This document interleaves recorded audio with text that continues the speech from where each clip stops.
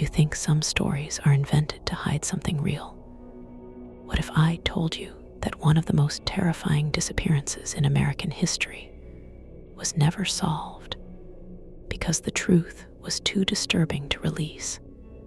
For decades, people believed the story ended with a missing girl and a cold case file locked in storage. But hidden interviews, damaged police tapes, and private journals suggest something far stranger happened that night. Something no one wanted the public to hear. In the autumn of 1978, the small town of Black Hollow was quiet, the kind of place where doors stayed unlocked, and everyone knew every face. Then, on October 14, everything changed. 17-year-old Alina Ward left a school dance just before midnight after telling friends she felt like someone was watching her from outside the gym windows. She never made it home. Her car was found 2 miles away, parked neatly beside a dirt road, engine cold, keys still in the ignition, and both doors locked from the inside. There were no footprints around the vehicle, despite heavy mud from afternoon rain. No sign of struggle, no fingerprints, except her own. And one detail: officers never explained the radio was still on. But every station played only static mixed with a faint tapping sound. Investigators assumed she had run away until search teams entered the forest behind the road the next morning. Dogs refused to move past the tree line, and several handlers reported the animals whining and pulling backward as if frightened. One volunteer later said the woods felt wrong, like sound itself had been lowered. No birds, no insects, no wind, just silence. After 3 hours, the team discovered Alina's necklace hanging from a branch nearly 10 feet above the ground.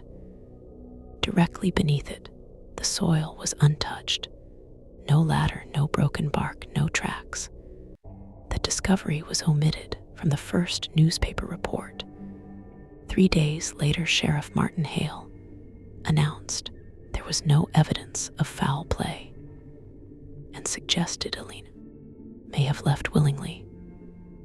But a local journalist named Donna Reeves began asking why state police had quietly arrived before sunrise on the second day, and why they removed several sealed boxes from the scene. Her editor warned her to stop digging after 2 men in unmarked suits visited the office. She continued anyway. Weeks later, her notes vanished from her desk, and the story was dropped without explanation. Years passed, and Black Hollow tried to forget. Then, in 1986, a retired dispatcher released part of an old emergency recording from the night Alina disappeared. According to the tape, a female voice called at 12:17 a.m., whispering she was on Hollow Road and that something was standing in front of her car.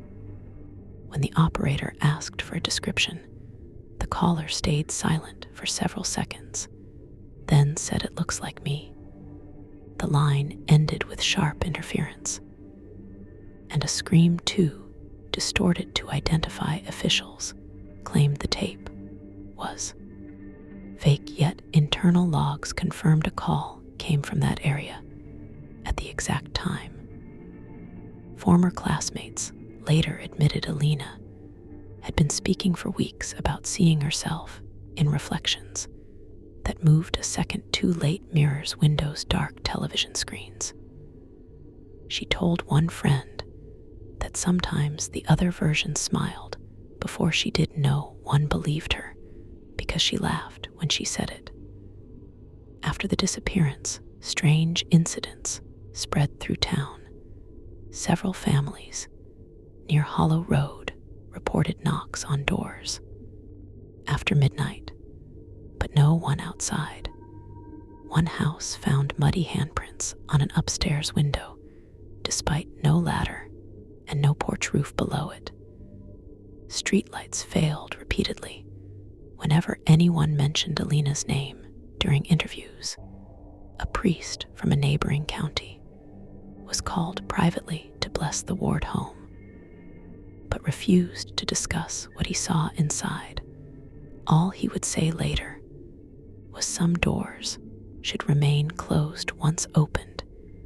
In 1994, renovation workers clearing the abandoned sheriff station discovered a locked evidence cabinet hidden behind drywall. Inside were photographs never released to the public, images of Alina's car taken before sunrise. In every picture, condensation covered the windows from the inside, as if someone had been breathing there for hours. One photo showed a message traced on the fogged glass.